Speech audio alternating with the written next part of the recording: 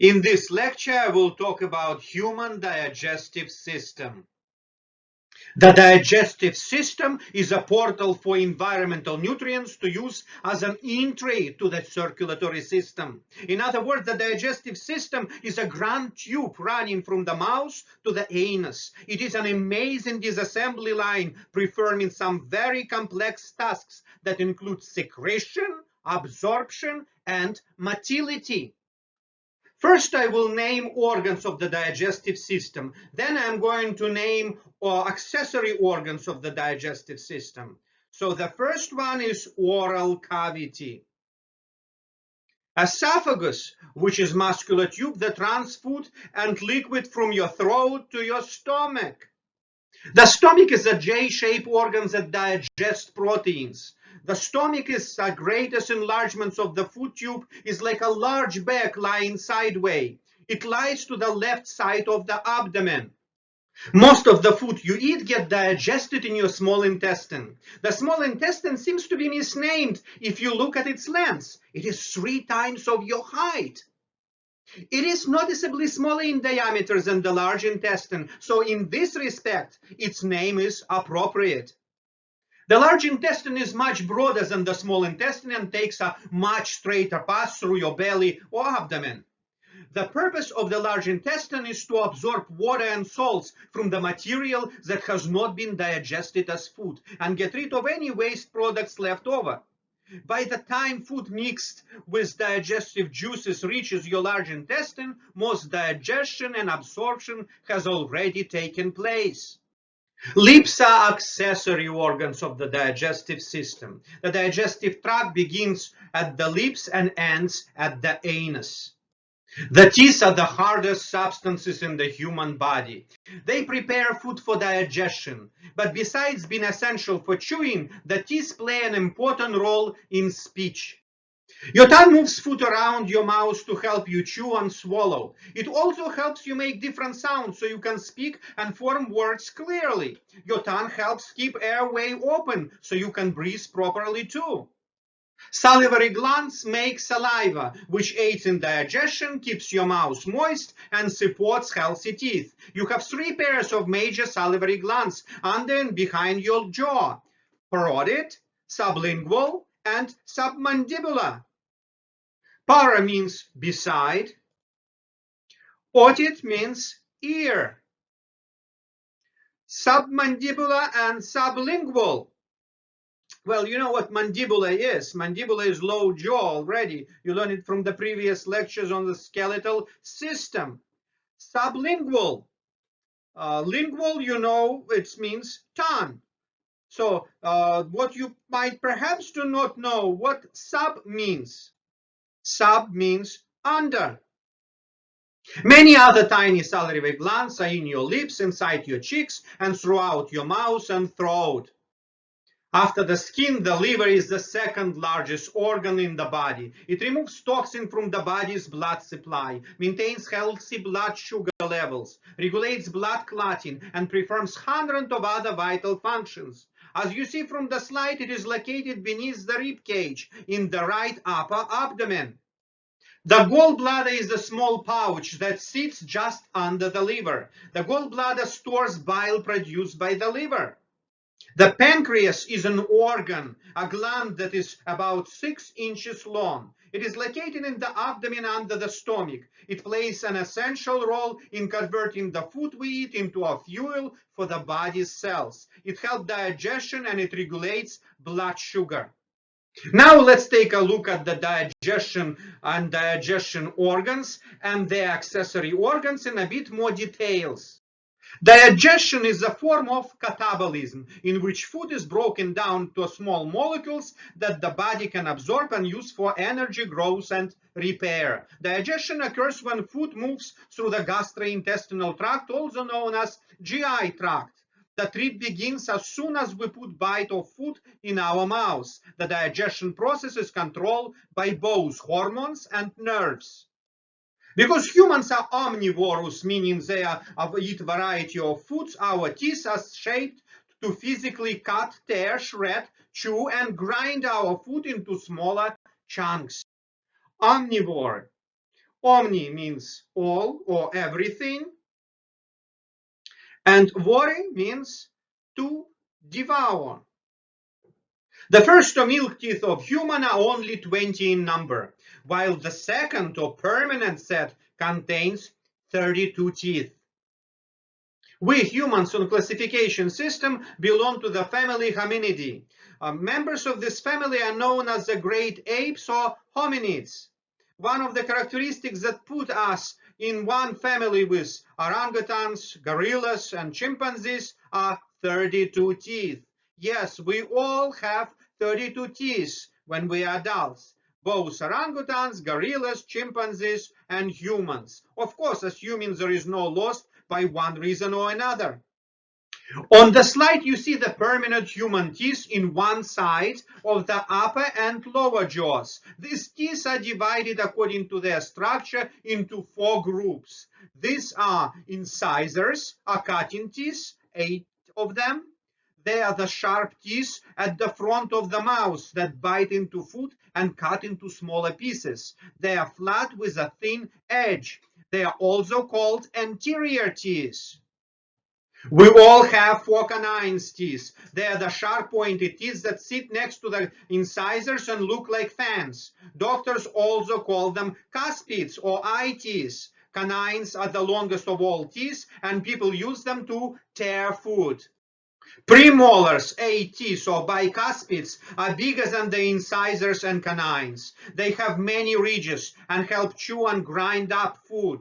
The first, the second premolars are the molars that sit next to the canines. Molars, 12 teeth, are the biggest of all the teeth. They have a large, flat surface with ridges that allows them to chew food and grind it up. The lips have a rather essential role in eating in all mammals. If you don't know what role is, try eating a meal without closing your lips.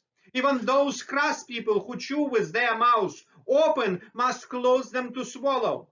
The lip skin is not hairy and therefore does not have sweat glands. Therefore, it does not have the usual protection layer of sweat and body oils which keeps the skin smooth, inhibits pathogen, and regulate warmth.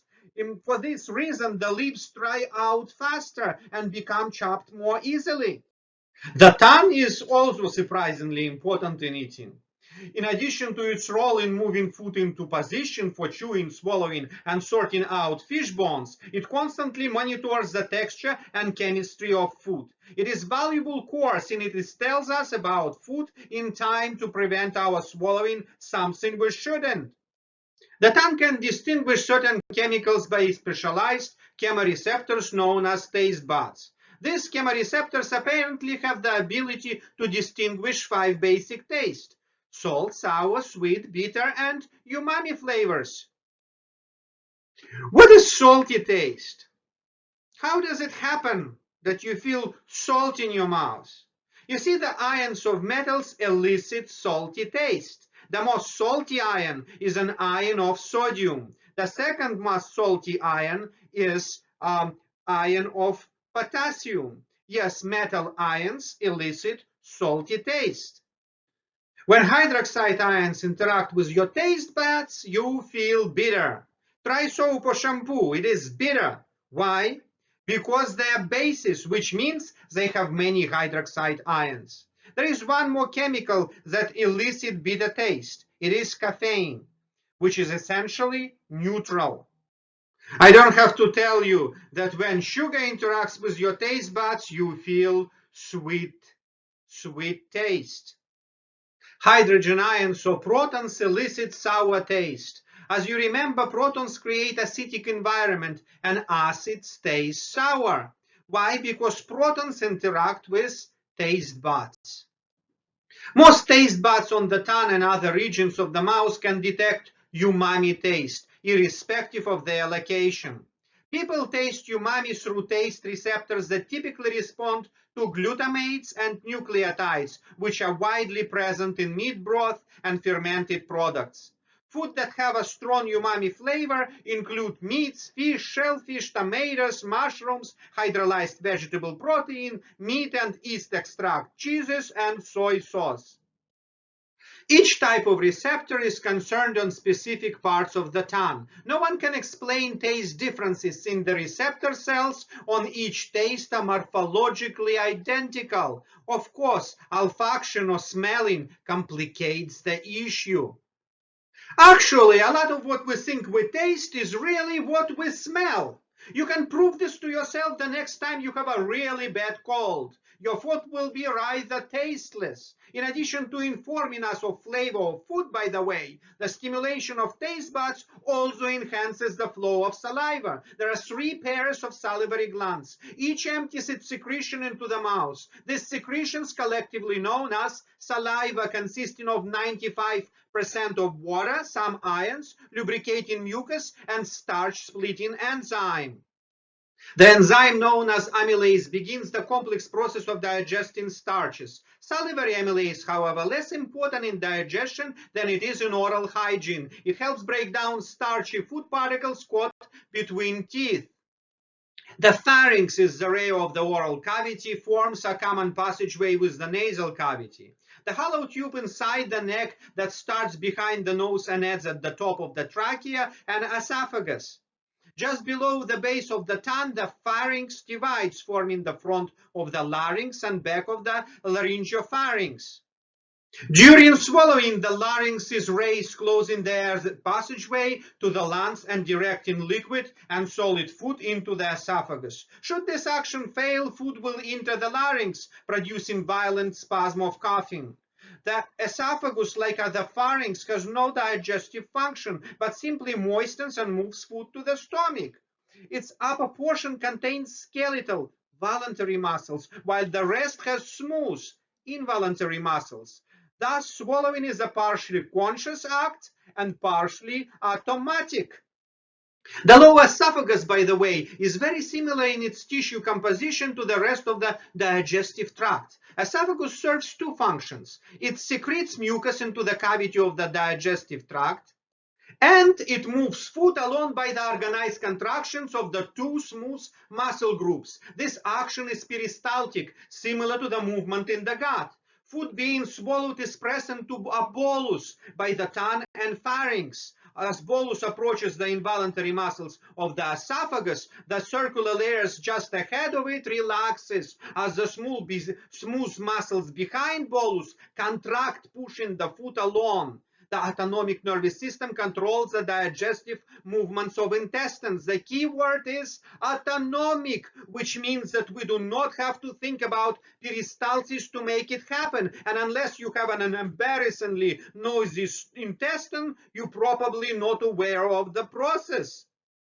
Peristalsis in the stomach and small intestine is a bit more complex than in the esophagus. It involves more muscle activity, since intestinal movements must churn the food.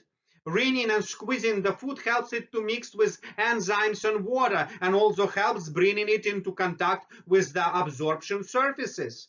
In case you are wondering, gravity is helpful in the movement of food through the esophagus, but it is not essential. Otherwise, astronauts and other people who eat upside down would not survive. At the end of the esophagus, the bolus of the food passes through the opening called the cardiac sphincter into a muscular organ called the stomach. The stomach is a J-shaped sac that should comfortably hold 2 handfuls of food. The stomach acts as a blender, mixing food while gastric fluids work to dissolve and digest the bolus. The gastric fluids are produced by gastric glands found in the lining of the stomach. These fluids are a mixture of enzymes, mucus, and hydrochloric acid. The mucus lining in the stomach protects the stomach from enzymes and stomach acid. The food is physically mixed and churned for 2 to 3 hours. During this time, it becomes a juicy, soapy mixture called chyme. The chyme then moved in small amounts out of the stomach into the small intestine through the opening called the pyloric sphincter. Chyme means juice in Greek. Pyloric, pyle means gate, oric keeper, and sphincter bind tight, pyloric sphincter. In the small intestine, the chyme is acted on by additional chemical agents secreted by the liver and the pancreas. The liver is a large organ that lies in the upper right side of the body cavity. It is the largest gland in the body. The liver secretes a substance called bile that is vital to the digestion of fats. Bile is composed of water, minerals, cholesterol, fats, phospholipids, bile pigments, and bile acids. Most of these are body waste. Bile is not an enzyme, but it breaks fats up into small droplets that can be acted upon by enzymes present in the small intestine. Another way to say, bile emulsifies the fats, breaks into small droplets. Bile is stored in a small organ called gallbladder, which lies beside the liver. When chyme enters the small intestine, the gallbladder releases bile into the small intestine. The pancreas is a slender gland located beneath the stomach.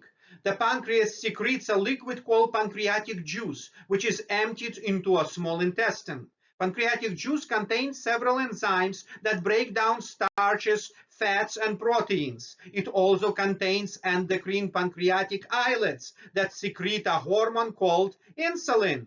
It allows your body to use glucose for energy. Another hormone produced in the islets called glycagon. It stimulates the liver to break down glycogen to be released into the blood as glucose. The small intestine is divided into three sections: the duodenum, jejunum, and ileum. Again, the small intestine is divided into three sections: duodenum, jejunum, and ileum. Duodenum means in 12ths, its length being equivalent to the breadth of approximately 12 fingers. Jejunum means fasting, because it is usually found to be empty after death. The term ileum is from the Greek, signifying to twist up tightly, since it always appears in a controlled condition. The word small in the small intestine refers to the narrow diameter of this tube, not its length. As I mentioned earlier, in length, your small intestine is more than 3 times your height. It is coiled and curved to feed your abdomen. The digestive juices from the liver and pancreas enter the small intestine in the section known as duodenum. It is here that these juices act on the chyme. The duodenum is C-shaped and curved around the head of the pancreas. The acid chyme which enters the duodenum from the stomach first passes through a short dilated area called duodenal bulb. This area is the site of frequent ulceration. This is known as duodenal ulcers. The middle third of the duodenum contains the openings of ducts that empty pancreatic digestive juice and bile from the liver into the small intestine. These two openings are called the minor and major duodenal papilla. Occasionally, a gallstone will block the major duodenal papilla, causing symptoms such as severe pain, jaundice, and digestive problems. Smooth muscles in the wall of the small intestine contracts to produce peristalsis, the worm-like movement that moves food through the tract. The food then passes through the jejunum and ileum sections of the small intestine. The lining of the entire small intestine has many folds that are covered with small projections called villi, sometimes read as villi. The villi have their own projections called microvilli. These folds, villi and microvilli, increase the surface area of the small intestine. The increased surface area allows more area for absorption. Absorption takes the products of the digestion and transfer them to the circulatory system, where they can be delivered in the blood to all the cells of the body. The internal structure of villus is best seen in a longitudinal section. The outer wall made up of a thin layer of cells. the epithelial layer. These cells absorb the fluid from the within the intestine. Underneath these cells, a network of very fine blood vessels, and in the center of the villi are spaces which, because of their white appearance after the absorption of fats, have been called lacteals. Lacteal is a lymphatic vessel that serves to absorb lipids or fat materials from the chyme passing through the small intestine. In addition to the thousands of villi, the increased surface area in the small intestine, each villus itself covered by epithelial cells which have a brush-like border called microvilli. As I already mentioned, the microvilli further increase the surface area of the villus for absorption of nutrients. The large intestine or colon is the largest organ of digestion. The large intestine's job to collect the waste products of digestion and provide space for bacterial growth. Bacteria, together with waste products, are called feces. The colon is divided into three sections: the ascending colon, traveling up; transverse colon, traveling across to the left; and descending colon, traveling down. The final part of the large intestine is rectum. The rectum opens to the outside of the body through the anus. This opening allows us to rid the body of bacteria and waste product produced during the process of digestion. Nutrients are compounds of foods that provide nourishment essential for the growth and the maintenance of life. There are 6 major nutrients: carbohydrates, proteins, lipids, vitamins, minerals, and water. Carbohydrates provide most of the energy needed by the body. Sugars and starches are carbohydrate compounds made up of carbon, hydrogen, and oxygen. These compounds are easily converted into energy by the body. Proteins and fat can also be used by the body for energy, but chemical structure of these compounds make it more difficult for the body to convert them to energy. Vitamins are molecules that are involved along with enzymes in many metabolic activities. Vitamins can be absorbed without being digested. With the exception of vitamin D and vitamin K, vitamins needed for the proper functioning of the body must be supplied by foods or supplements. Our body cannot make them. The vitamins come in 2 types. There are water-soluble vitamins and there are fat-soluble vitamins. Water-soluble vitamins are not stored in our body. They get disposed through the kidneys. This means water-soluble vitamins have to be replenished as part of our daily diet. One of the most common water-soluble vitamin is vitamin B. There are actually 8 different types of vitamin B. Most of them come from the food we eat. 2 of the main functions of vitamin B is providing our body with energy from the ingested food and helping our body to make erythrocytes. Another name for erythrocytes, as you remember, is red blood cells. Some of vitamins B is involved in one or another functions, while other types involved in both of these functions. Deficiency in vitamin B1 and vitamin B3 can lead to a mental confusion. Deficiency in B6 and B12 can result in anemia, which is deficiency of erythrocytes or red blood cells. There are many foods that contain vitamin B. That include fish, meats, especially liver, poultry, eggs, leafy vegetables, milk, shellfish, shrimps, legumes. One of the most important functions of vitamin C is to protect the body from infections. Moreover, it plays an important role in body repair and tissue growth. Among vegetables, red peppers and broccoli have the highest content in vitamin C.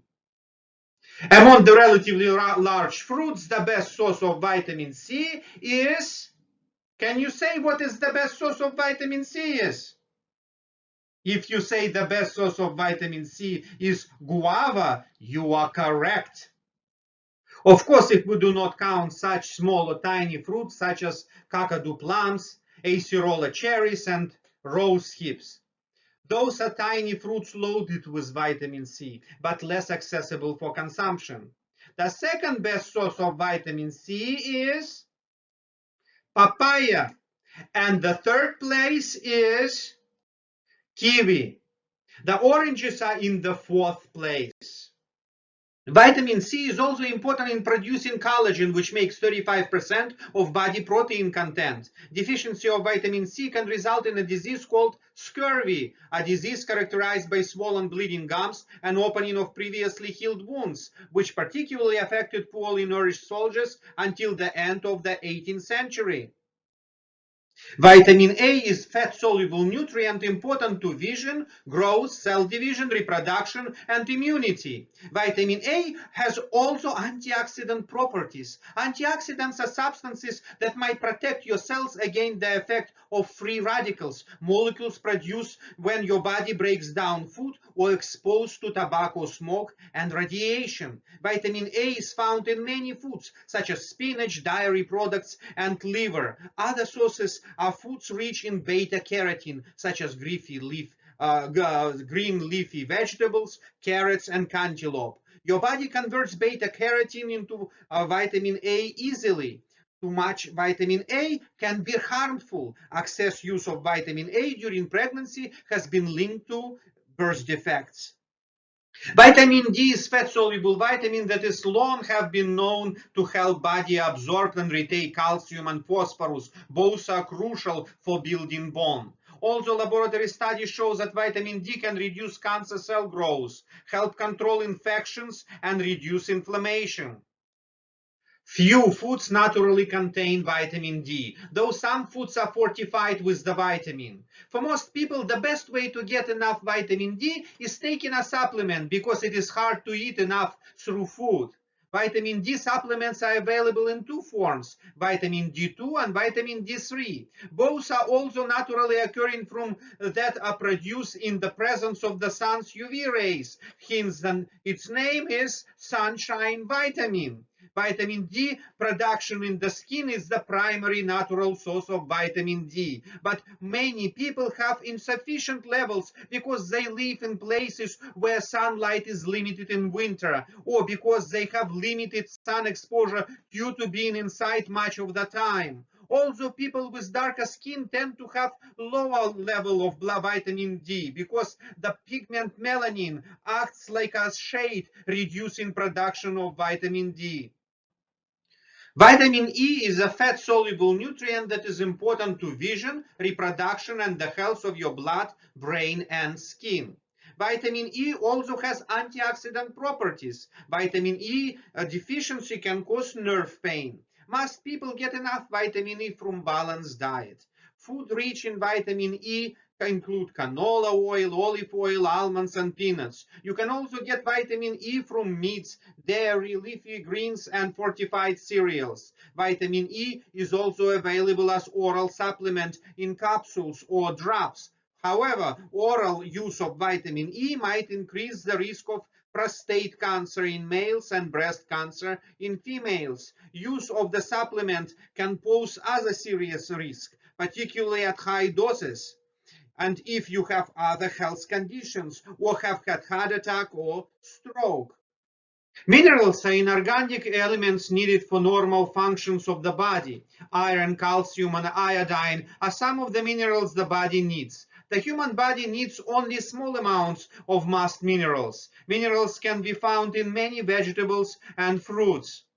Water makes up more than half of your body weight. Water is essential for many of the activities that occur in the body, since most chemical reactions take place in water. We also need water to help us regulate our body temperature. The water we naturally lose each day must be constantly replaced. As a general rule of thumb, a person can survive without water for about 3 days. However, some factors such as how much water an individual body needs and how it uses water can affect this. Factors that may change how much water a person needs include age. Often, old people die not of old age, but of dehydration because they have lack of sense of thirst. This is because with age, the hypothalamus, the center that is responsible for sense of thirst, degrades. This is why you have constantly remind old people to drink water.